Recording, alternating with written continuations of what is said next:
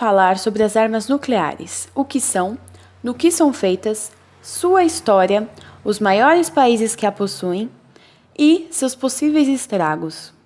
As armas nucleares são dispositivos cujo efeito destruidor é baseado na fissão ou fusão dos átomos.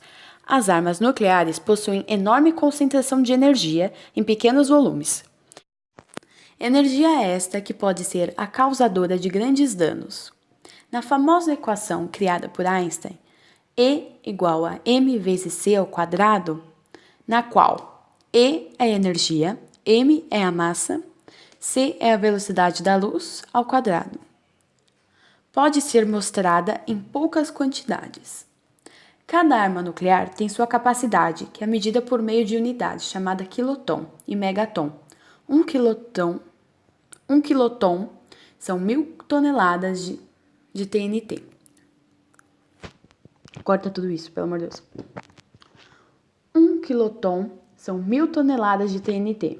1 megaton é 1 milhão de toneladas de TNT. Existem basicamente dois tipos de armas nucleares, que são uma bomba atômica, baseada na fissão dos núcleos atômicos, ou seja, no processo de quebrar núcleos atômicos pesados, como o urânio ou plutônio. 2. A bomba atômica de hidrogênio ou bomba H, que é a fusão dos núcleos de átomos leves com o hidrogênio, que é ocasionada a partir de uma grande quantidade de energia obtida pela explosão normal de uma bomba atômica. A bomba de hidrogênio é ainda mais poderosa que a bomba atômica. Agora, como funciona uma bomba atômica? Quando se bombardeia com nêutrons, um núcleo atômico pesado e instável, provocando a sua partição e dando origem a dois núcleos atômicos médios, 2 ou 3 nêutrons e uma quantidade enorme de energia. A fissão nuclear é uma reação que ocorre no núcleo de um átomo. Geralmente, o núcleo pesado é atingido por um nêutron, que após a colisão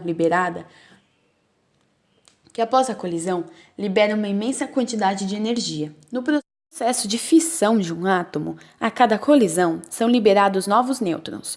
Os novos nêutrons irão colidir com novos núcleos, provocando a fissão sucessiva de outros núcleos, e estabelecendo então uma reação que denominamos reação em cadeia. Um exemplo de reação de fissão nuclear do urânio seria as determinadas condições que ele está, sendo que os nêutrons liberados continuam bombardeando outros núcleos atômicos de urânio na vizinhança, liberando cada vez mais nêutrons e mais energia. Para que isso ocorra, é necessário que a massa de urânio atinja a chamada massa físsil, que é a menor massa fissionável capaz de sustentar uma reação em cadeia.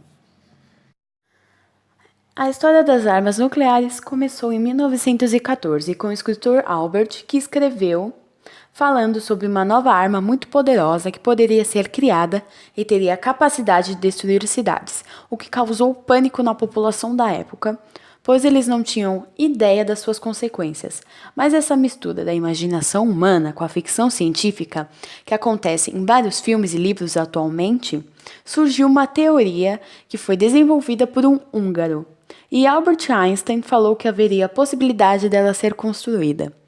Em 1939, Einstein mandou uma carta para o presidente dos Estados Unidos, Franklin Roosevelt, e nessa carta dizia o porquê da Alemanha estar extraindo urânio, pois os alemães tinham o objetivo de criar uma arma muito poderosa, ou seja, a bomba atômica. Assim começou uma corrida para quem conseguiria construir essa bomba primeiro. Nessa corrida estavam os Estados Unidos, a Inglaterra e a Alemanha.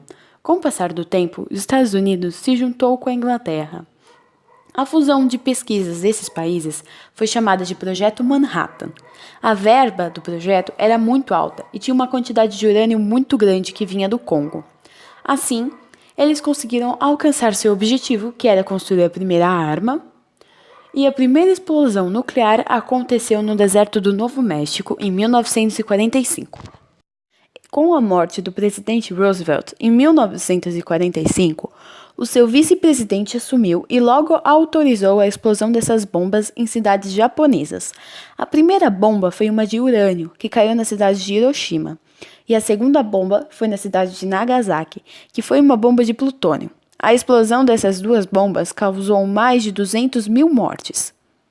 Após o término da Segunda Guerra Mundial, começou a corrida nuclear para ver quais países conseguiriam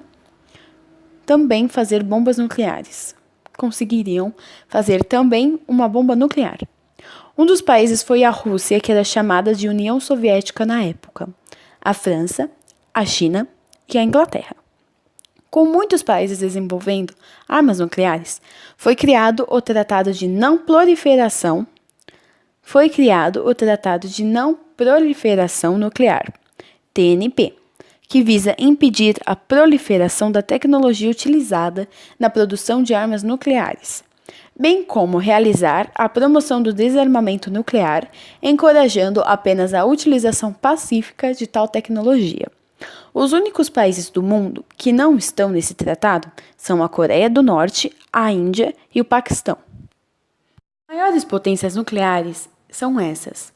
Em 10º lugar está Irã, o país que tem desenvolvido mísseis balísticos desde a década de 1980 e possui o maior número de mísseis implantados no Oriente Médio.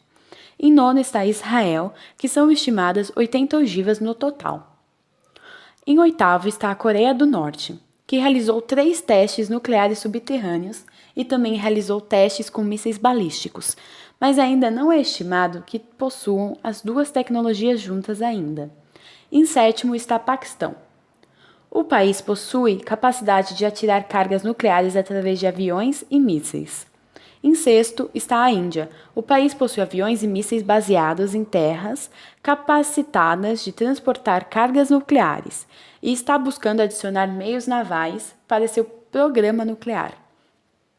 Em 5º está a China, que são 240 ogivas estimadas no total.